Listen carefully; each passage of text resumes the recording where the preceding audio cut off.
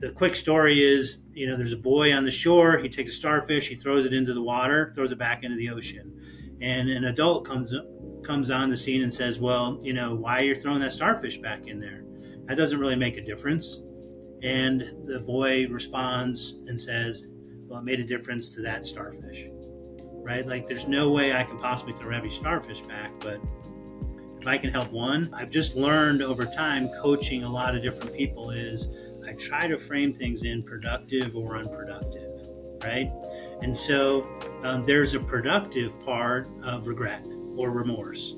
The unproductive side of regret, I think we all know it, right? We can get in this very dark, bad place, personally, where that regret isn't really helping us to, move forward and become better and to find, a little bit more joy and happiness, success in life. So what does that look like? What's the constraints? What's the context? What's the situation? And then how am I going to choose behaviors that are productive for me, right? That not only keep me in a good headspace, but also help me to navigate whatever it is I'm trying to navigate in a way that turns out to be good, right? Or great. All right, guys, welcome back to a brand new episode of our HR Heroes story. I'm really excited because today's podcast is going to be about our leader who sits in front of us. Drew, thank you so much for joining the podcast, man. I really appreciate it. Glad to be here. Thanks for the invite. Yeah, man. So, one of the things that I like to be able to do in kind of getting these conversations started is ask a more human-centric question. So, Drew, how's your heart doing today, my friend? My heart's doing really well. Little nervous, when it's game time, you get a little, sweaty in the hands, but my heart's doing really good. Nice, man. I had a friend who I'll always remember this story. So I was 25 years old and I was getting ready for a big meeting, and I was texting her and I was like, I'm just really nervous. And she texted me back so slight and offhanded. Remember, the story that we tell ourselves is the only difference between nervous and excited. The feeling in our body is the exact same, but it's that narrative that we tell ourselves, which makes all the difference. And that is something that's always really stuck with me because I feel like we always get nervous, but I've always tried to reframe that as maybe my heart is just pumping all the blood to my brain so I can be as sharp as possible in this moment. So when I show up on game day, I can be, my best self. Yeah, and I think in life, when we have opportunities, if we're prepared, if we've done the work, done our research, and rely on our experiences, I think you just go for it, man. Have you ever had experiences in life where you feel like your ability to prepare has helped you be successful? And I only bring that up because there's an entrepreneur out there who's got a lot of fame in the light of social media these days. His name is Alex Hormozi. And he talks about if you are nervous, that means you're underprepared. And he always tries to kind of preach the idea of preparation for the moment. When you're so prepared, you've been through it so many times that you just get up there and do your thing. There is validity to muscle memory, right? You've practiced, you've done all the work that you can do, and then you just go out and you execute. However, I'm not fully sold on, life just being a dichotomy, right? It's either this or that. I think there are some situations that you face and it's go time. And so you just gotta go, right? You do the very best you can in the moment, in the situation, and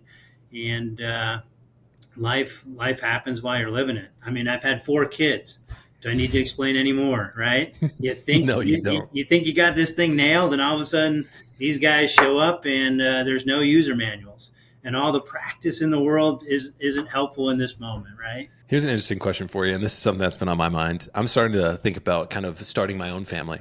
And I've had friends who have had kids in the last recent years, and it seems like they click into another mode of like, get stuff done. Do you feel like there was a chemical switch that happened in your brain once you had little ones in the world that kind of said, I'm going to show up for them and not just myself anymore? Yeah, definitely. When, that was one of the defining moments in life when my oldest son, Peyton, he was born, and I'm in a hospital, and my wife is resting, and I've got this baby like sitting on my lap, and I'm like, oh, okay, now what, right? And so I think, once that little one is there, I think there's some changes. Whether I recognize that, I'm not sure, but there's definitely changes, right? You got to have your moment where you're just like, okay, this is on me, and and it's going to be worth it. It's going to be hard, but it's going to be worth it. Hard but worth it. I love that. One of the things that I really kind of think about is the best things in life that we pursue are often hard, but they're worth doing because they are hard. And I feel like today's society has gotten so used to this instant gratification mindset, if you will, of everything should be easy instead of being hard. When it comes to accomplishing our dreams and kind of going after the things that we really want, that's not an easy path. I mean, I think about me being an entrepreneur. If everybody was an entrepreneur, then probably nobody would be doing it. You know what I mean? And it's just a really tough journey. And I know you've been through a lot of your own personal, I would say, pivotal moments of having to shift and change perspective. And I want to dive into that on the podcast with us. But before we get there, Sure. I want to ask you a question that came from our last guest. So her question was, how does the future of HR look and how can we best prepare for it? Great question. My initial response is, what does it look like? Listen, business is done with people. No matter what industry you're in, it used to be 50, 60 years ago. If you owned more product, more production, more of the transportation delivery, the bigger you can make that swath, you had a competitive advantage. Today's society and the business world we're in, it's about people. Your competitive advantage is going to be people. And so looking forward to the future, how can we prepare for that? I think there's definitely some steps that we can take to prepare for it, but we also need to know, hey, the world it's an ever evolving place. No one saw COVID, right? No one saw what was going to happen, some of the products that come out of that. And so I think as we look forward to the future is we can prepare, but we also need to remember, to be flexible, adaptable to whatever happens, because it's going to happen. No one saw the car, no one saw the iPad, no one saw, the Apple Watch. I mean, those things are going to happen. So we just need to be flexible, nimble, and be ready for the opportunity.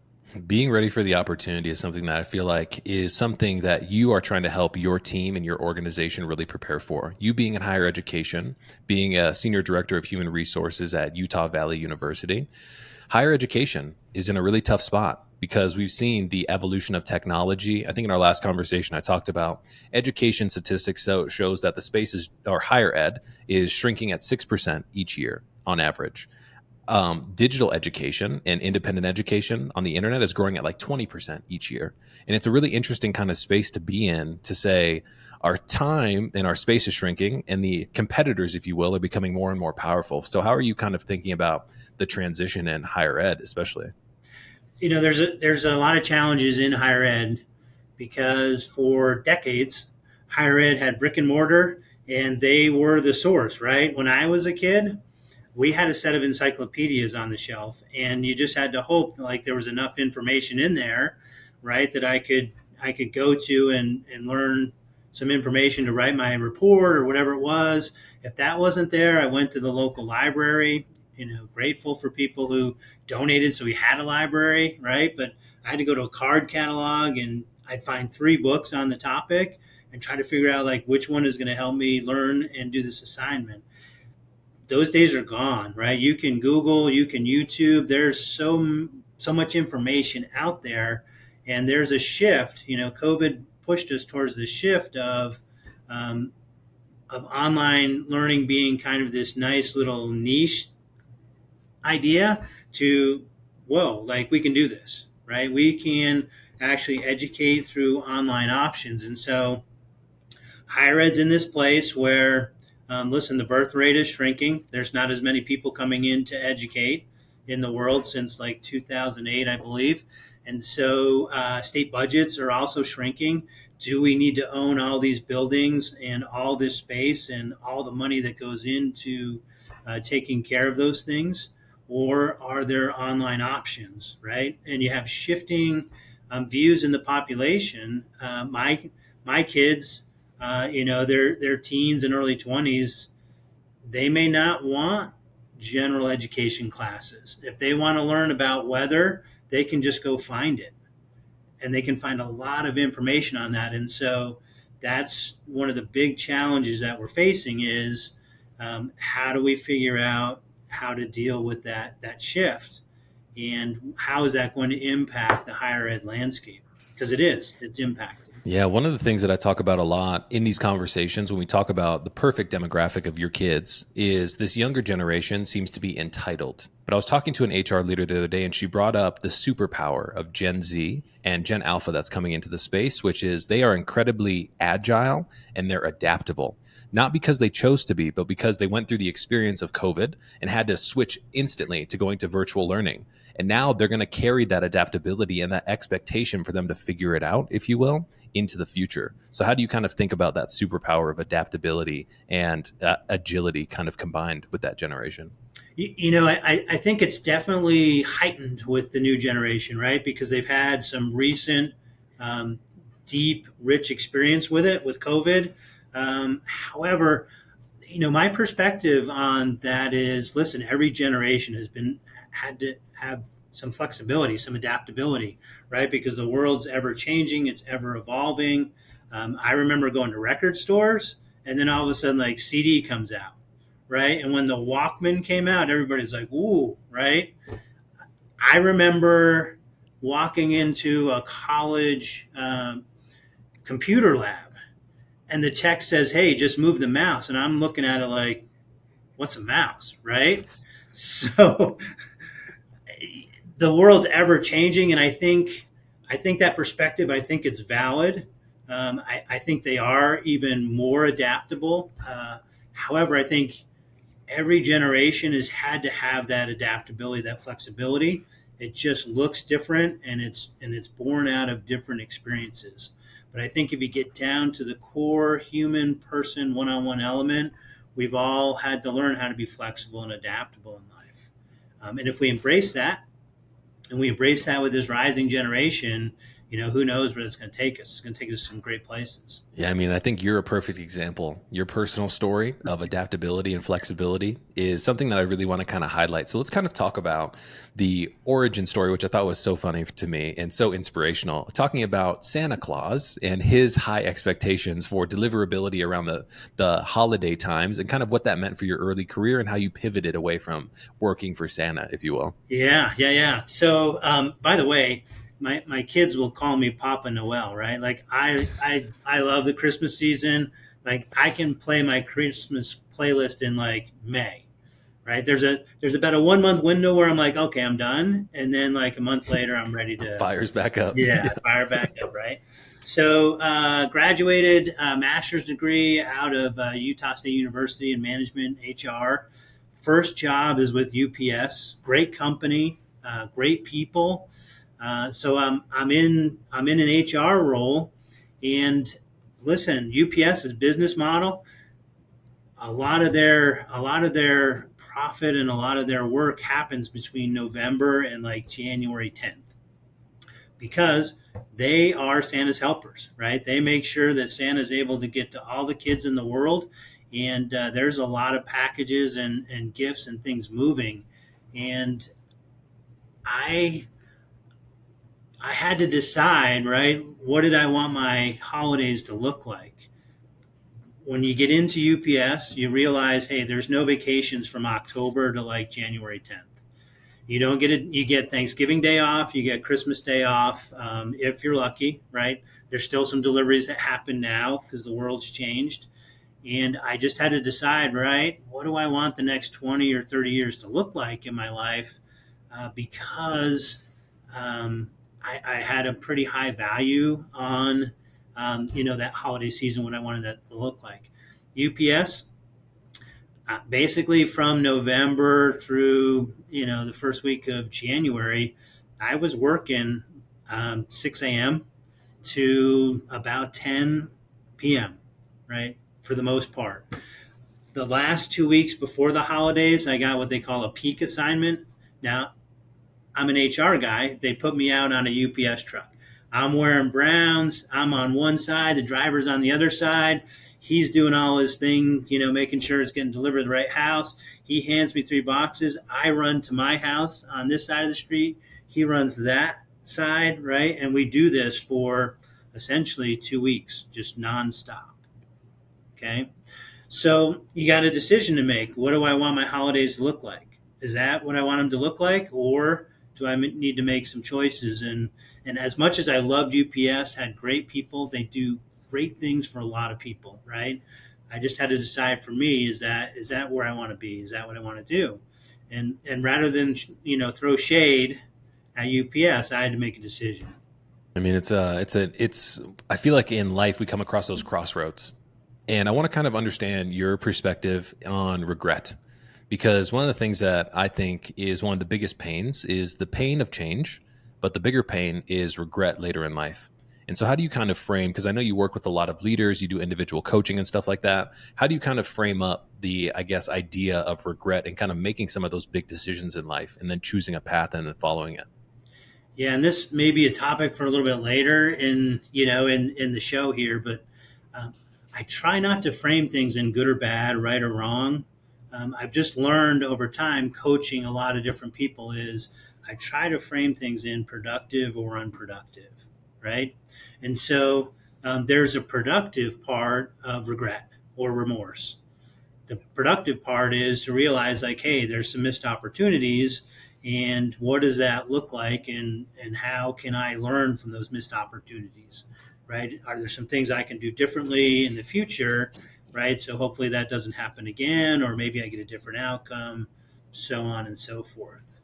The unproductive side of regret, I think we all know it, right? We can get in this very dark, bad place, personally, where that regret isn't really helping us to, move forward and become better, and to find, a little bit more joy and happiness, success in life. So what does that look like?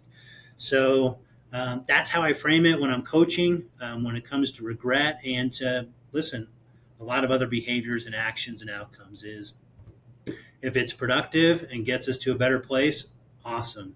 But don't sit and inhale it too much. Don't play around with it too much, because that can get us into unproductive, into dark places. Yeah, I know part of your early experience, if you will, is I want to kind of dive into kind of your college career as well, Yeah. because I Yeah. know you had to make some early decisions where you kind of went into school, had a low GPA. So why don't we kind of talk about that road that you went down? Because very much like me, I was not an amazing student. And I realized that I had to make some choices early in life to kind of pursue different paths. But I want to kind of hear about the tenacity that you deployed on kind of that journey in your educational process too. Yeah, I've always loved sports, the two biggest sports, basketball and soccer. I was pretty talented. I was a varsity soccer player as a freshman. I got some accolades for basketball as well, and really wanted to go on to college and play. I never, I never got onto the court. So just before, so I enroll in college. We're getting ready for the season to start, and I had a major Achilles injury, right? So that just took that year. It wiped it out.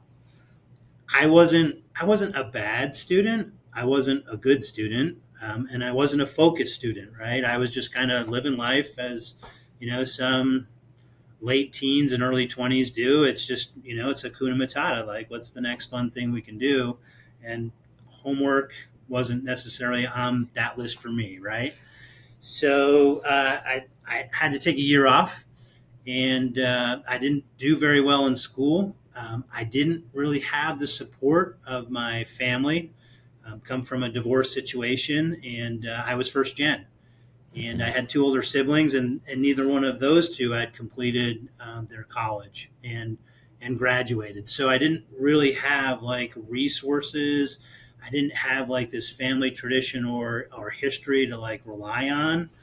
There was not a knowledge base, so I was just kind of navigating this space in a not so good way, right? My GPA was probably, it was less than one.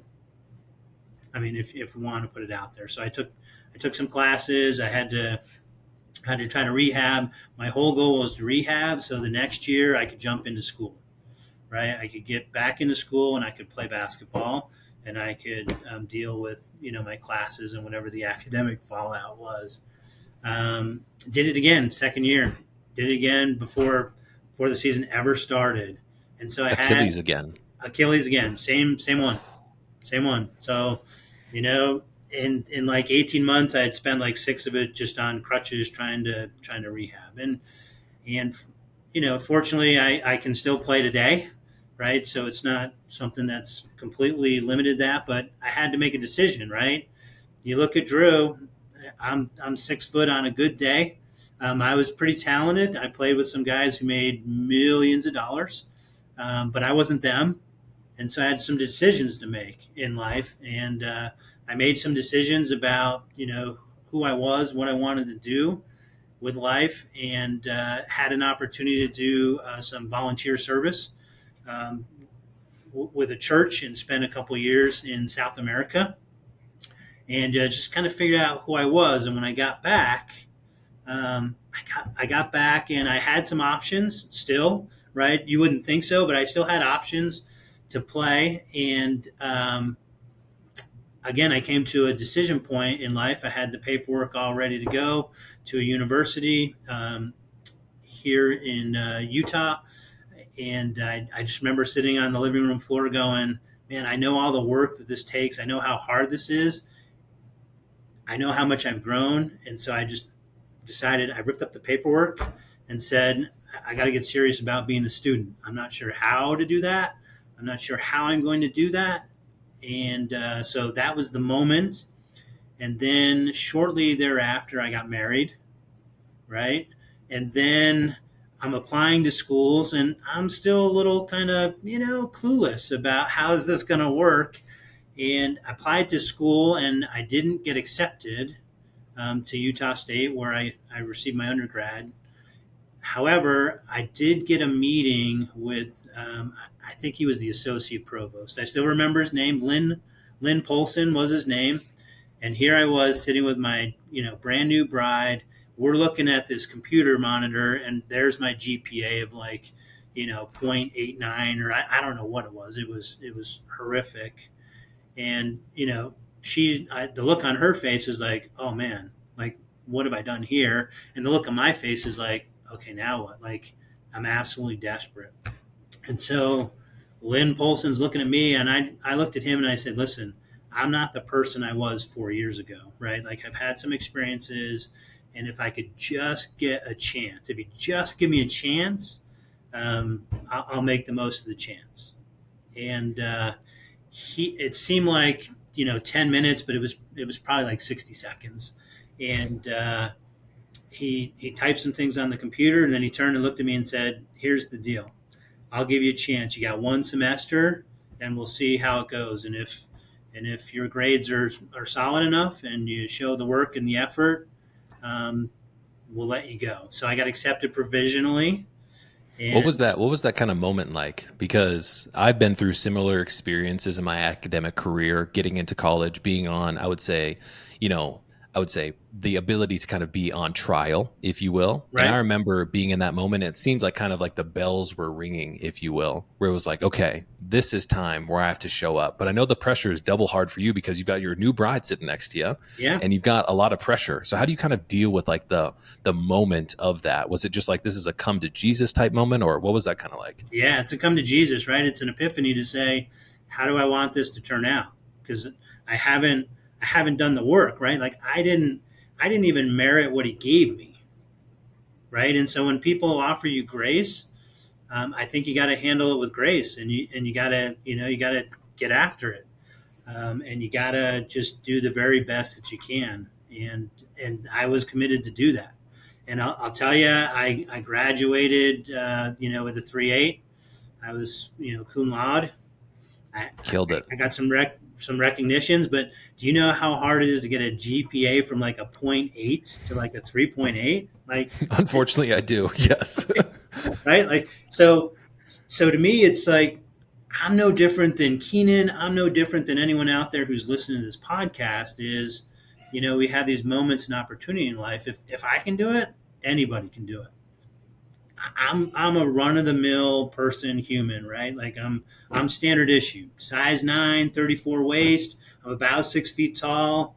I got pretty good intelligence, but if I can do that, so can anyone else. It's just how bad do we want it? That's There's what a it's down to. There's a lot of that, man, because, I feel like especially in this journey of life, we come across these pivotal decisions that we are kind of talking about here, where you have kind of the light shown on us, if you will, Yeah. that says it's time for you to put up or shut up. And we have a real choice to make in that moment. Either I'm going to show up as my best self, or I'm going to fold underneath this moment. And it's so cool to sit across the table from somebody, because especially in the world of you being in higher education, we put so much validation, if you will, from the outside world on the grades that we get.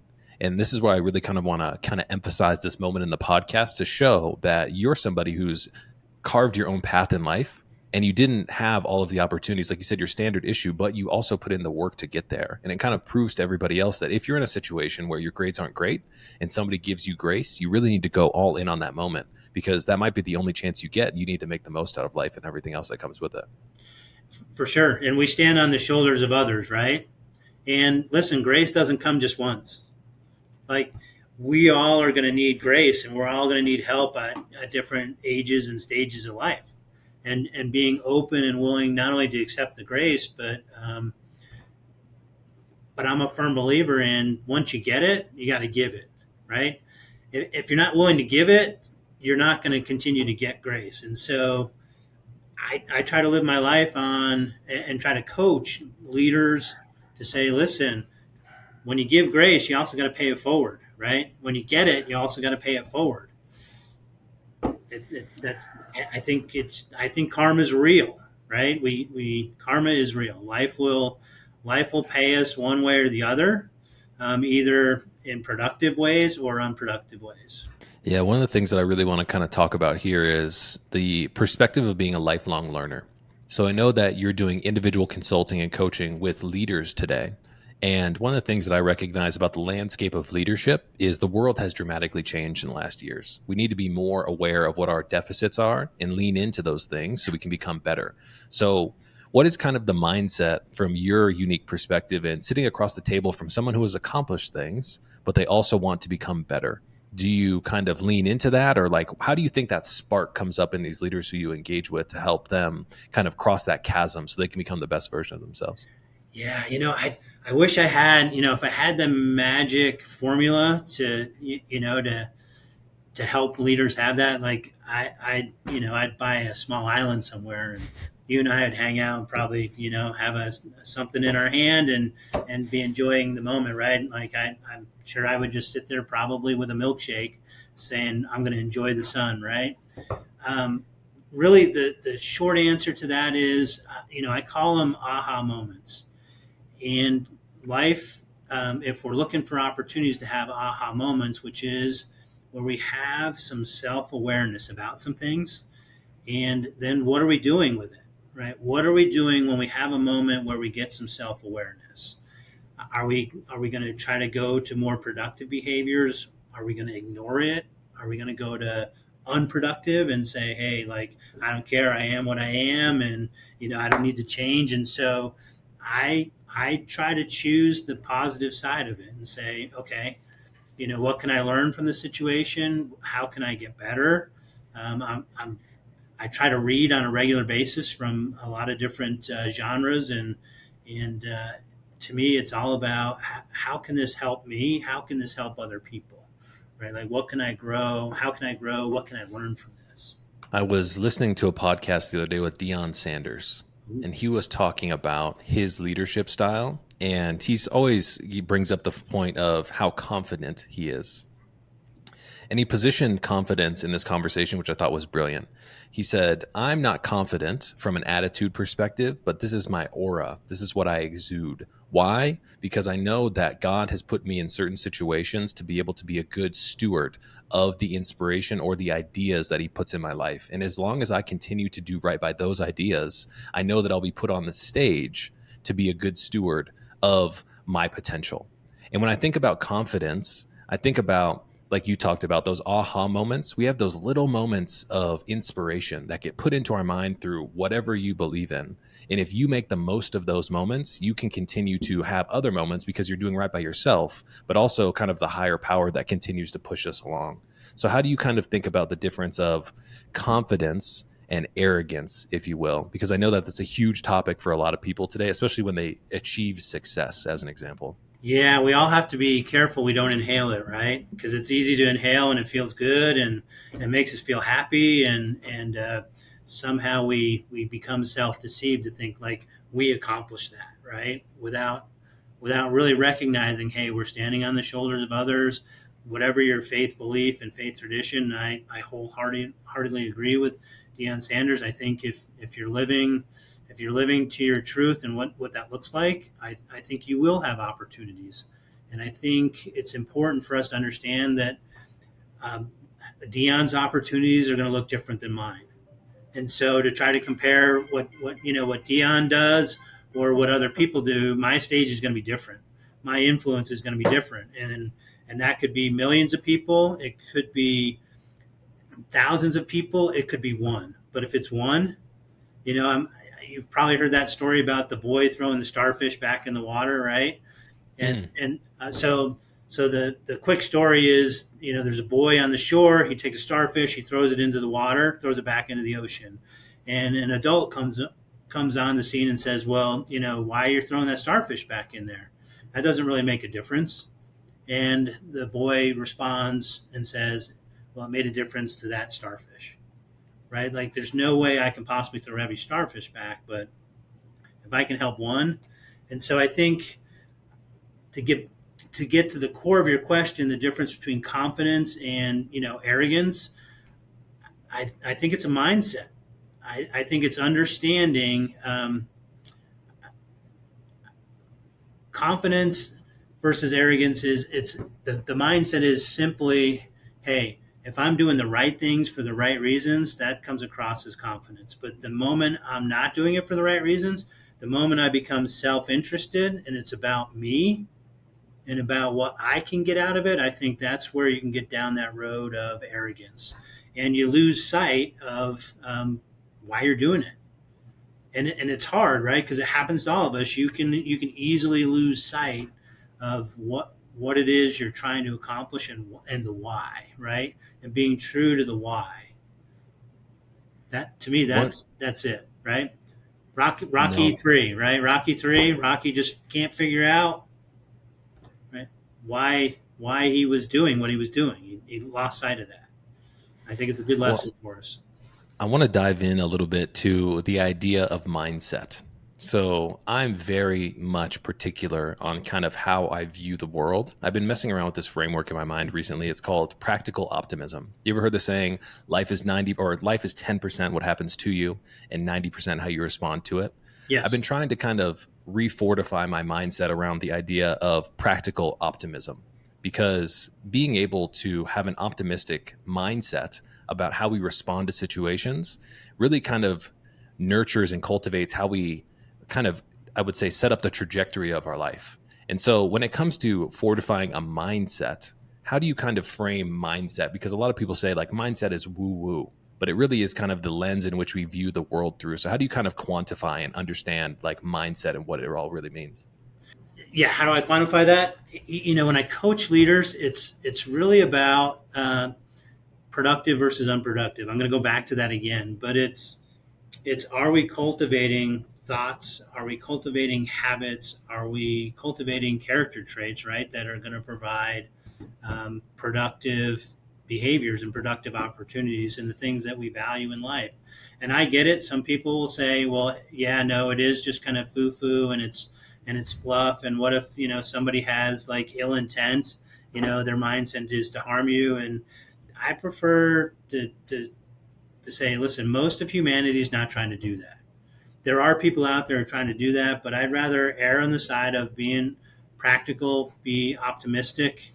I love the idea of practicality because it doesn't necessarily lock us into something that's where we become self-deceived, right? Like, you can't just simply think yourself into happiness. There's other pieces of that, so you have to be practical about it.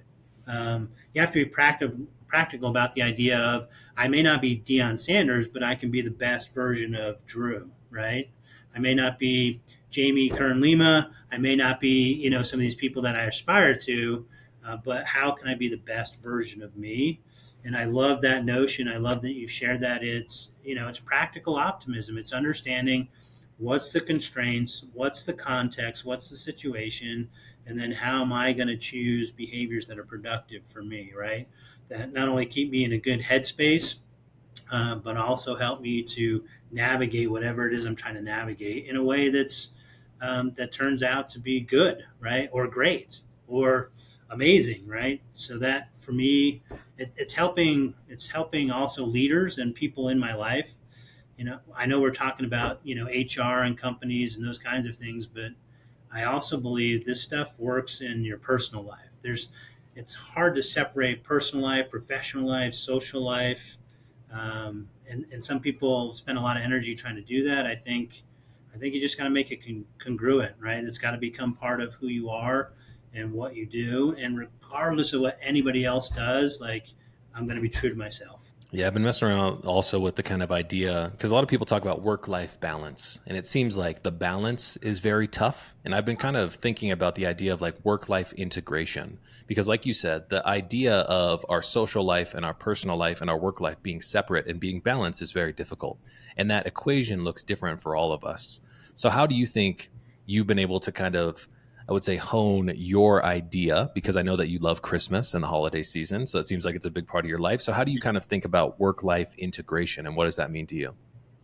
Again, it's trying to find a balance, right? And what is that balance? Because there's, and that's going to change. It's going to ebb and flow with the changes of life. It really is. It, Not only the organization but the employee, right? Like both sides have to keep like I talk a lot when I coach about creating a space, right? Like, so the employer's got to come into the space and say, here's what flexibility we can offer. The employee also has to understand, like, hey, they're offering some flexibility, and what can I give to this conversation? And what looks right for me may not be right for you. And so it's really figuring out what are those values and how can you strike that balance. Some people, they're out of five. That's it. I'm out at five. Like you got me from 8 to 5, but don't try to get a hold of me after 5 o'clock. Others are like, hey, listen, if it's important, here's how to get a hold of me.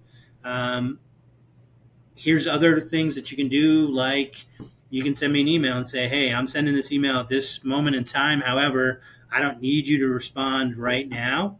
You can respond, tomorrow, right? So it's creating a space where you can have this open dialogue to figure out what does that balance look like. I got a guy not so good at 8 o'clock. He prefers to show up at 8:30 or 8:45.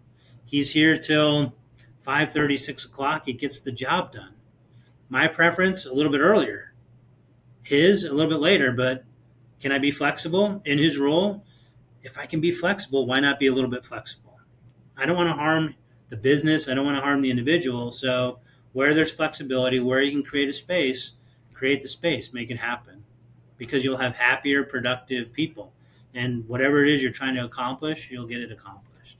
I want to riff on the topic of accountability a little Yeah. bit because this is something that I think maybe is being lost a little bit in the world. It seems like, especially in the realm of social media and stuff like this, everybody wants a lot, but nobody really wants to hold themselves accountable towards the small actions or the habits that give us the results that we look for. So, how do you kind of think about accountability in your personal life and your professional life? And maybe if it's been a superpower that you've been able to deploy, because holding yourself accountable when you're sitting across from the provost with your new wife when you have a 0.8 GPA, you got to be accountable towards kind of your bigger mission. So, how do you kind of look at accountability in your life? Yeah, I think accountability is a little bit of a journey, right? And everybody has to land where they feel, most comfortable. But when it comes to accountability, I agree with you. There's some shifting perspectives, and I think some of those are great and some not so great, right? And so when I'm coaching, when I'm talking to people, when I'm talking to my kids, I've got a grandson now. He's, of course, he's the cutest grandchild that's out there, right? Because he's mine. When it comes to accountability, though, deep inside each of us is we have to get to a place where we say, hey, whatever the result of my actions and behaviors, whatever's coming to me, we all get to this place where we have to decide whether or not we're willing to accept that, right? And so I had to realize, like, playing around with my buddies, playing basketball and doing some other things, at some point, it was only going to get me so far. And you have this moment where you're like, I better do something different. Because if I want a different outcome, I can't keep doing what I'm doing. And I spend a lot of time in HR. We coach employees, we coach leaders. It's the recognition, right? And when we recognize a need, are we willing to put in whatever it takes to get a different result? And that's the difference maker for all of us in life. We have to decide, am I willing to pay what it costs to get what I want? To me, some people are like, I'm not sure. To me, it's an absolute truth. Whatever we choose, that's what we get in life. I mean, it's the pain of staying the same has to outweigh the pain of change. It And I feel does. like that's a really difficult concept for a lot of people, especially when it comes to, a lot of people who I've met in my life have lived in the same town. They've lived in the same social group. They've had the same friends their entire life. And when you look around at your peers, they're doing a lot of the same things that you're doing. But I feel like a lot of us have that internal itch, if you will, that Yeah. says, I can be something greater.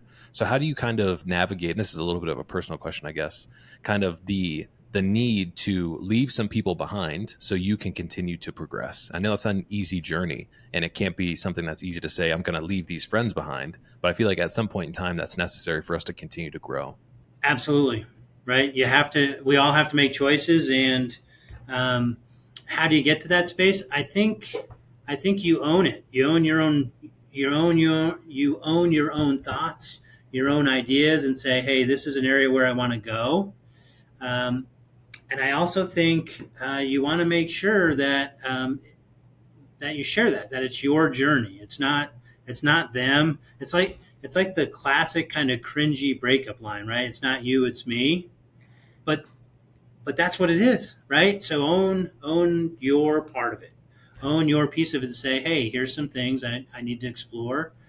And I also think if there's some people who aren't helping you grow or providing some sort of benefit, in some ways, you may owe it to yourself to make some changes, right? Maybe you expand that group. Maybe you don't shun them, right? You don't want anything bad to happen to them. However, you grow, you progress, and you do some other things.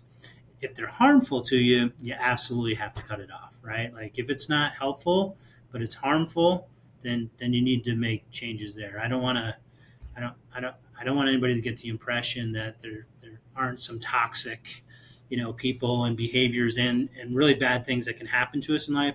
Absolutely, and I wholeheartedly agree.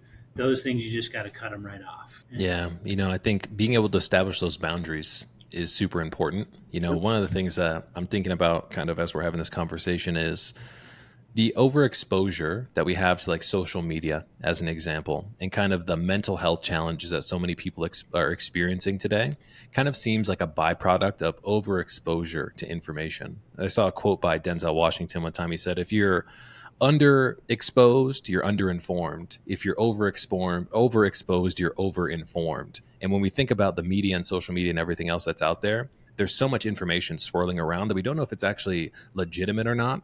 And I feel like there's a lot of societal pressure to stay up on the latest news and everything like that. But I feel like to a detriment, we're kind of seeing the impacts on our society's mental health by being exposed to all of that negativity and everything like that. So what do you kind of think about that overexposure idea to especially everything online these days? Yeah, I think, I think anything that can be a virtue can also turn into a vice, right? So there's a lot of good that can come out of social media, LinkedIn and whatever, right?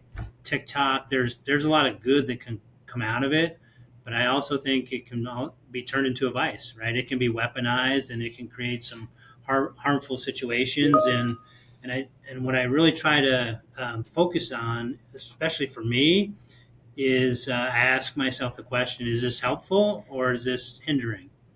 Right? Is this creating a better space for me, or is this creating a hindrance? And um, I think we all have to answer that question. And I think we have some serious concerns, right? Overall, as a society, is this helpful or is it hindering?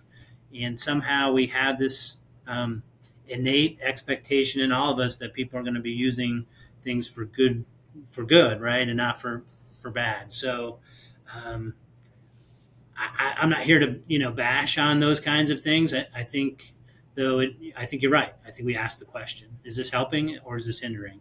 And if it's hindering, okay, now what? Right? We have to have. I call that a come to Jesus or an epiphany moment. Now what? What's the next? What are we doing next with it? Right? Because if it's not helpful, if it's hindering, what choices do I need to make? Yeah, I love that. I mean, being able to ask the question, is it helpful or is it hindering, is a great framework to be able to kind of look through the lens of the things that we're exposed to. And it makes the decision much easier than trying to navigate the balance of the morality of everything, right? I want to kind of end here on a little bit more of a lighthearted question for you. Yeah. So sitting across the table from you today has been really enlightening because it seems like you demonstrate some real superpowers as somebody who has tenacity, someone who has grit. So my question for you is, if you had to think about the superhero that is Drew, who or what would your superpower be and why? What is my man? That's a tough question, right? That sounds like an interview question, like you're trying to hire me for a job, right? Trying to put me on the spot. I think I think my superpower is probably patience and grit, right? I don't try to spend my energy on things that I can't really change. I don't if for example, if there's a mistake, like I can spend my energy on trying to analyze the mistake and on regret or remorse or all those things, and I think there's some value to that. However, I also think you got to be patient with yourself and refocus that energy on, okay, now what? How do I grow? How do I learn so I don't have to experience that again? Right? Or if that situation starts to arise, I'm like, oh, I know what that is, right? That thing's quacking, it's waddling, I know what it is, and so I'm going to move another direction. And so the superpower, I think I'm pretty patient, and I try to create a no judgment zone, right? Because what looks right for me may be different for another person. And I try to just create a space where can we have a dialogue? Can we talk about it? And even if we agree to disagree, can we do that in a way that, is civil, it's professional, it helps us get to more of a shared outcome? Because one of my concerns, I think, just with society in general is we keep pushing towards either or, right? It's either or, and I'm here to say and is a much nicer place, right? I just don't want to get I just don't want us to get into that dichotomy that has to be either or, and that part of that patience is understanding everyone else is just trying to do the best they can, and so how can I help them? And I got some grit, right? I'm tenacious. Some people might call that stubborn. Call it what you want, but I'm okay with that. I'm okay owning that, saying, yeah, there's some things I'm going to be pretty stubborn in, and others I'm going to be pretty patient and let it play out. Well, I think you did that question a amazing justice. Like you said, I want to kind of reemphasize, it's in our world today, especially in the United States, it seems like it's either red or blue when the answer really is purple. It's somewhere in the middle where we can meet together. Right. And so, Drew, I just want to say, man, this conversation was incredibly insightful for me. It was incredibly valuable for the audience. And it was just so cool being able to kind of pick your brain on some of these topics and hear your journey of what you've accomplished, the things that you've overcome, and some of those aha moments that we talked about as well. Yeah. I want to use the last couple seconds here for you to pose a question for our next guest. What would you like to ask them? All right, here it is. You ready? Mm-hmm. All right. This is actually one of my interview questions that I ask. Not the second half, but the first half. So the first half is, tell me about the most difficult thing you've dealt with, and how can you apply what you learned from that experience to the challenges and opportunities you face today? I love that. That's going to be an amazing answer, man. And thank you so much for coming so prepared and asking such an insightful question. Once again, for everybody who's watching and listening today, Drew, absolute pleasure having you on the podcast, man. You absolutely killed it. And that's a wrap. Same. Love what you're doing. Love what you're doing.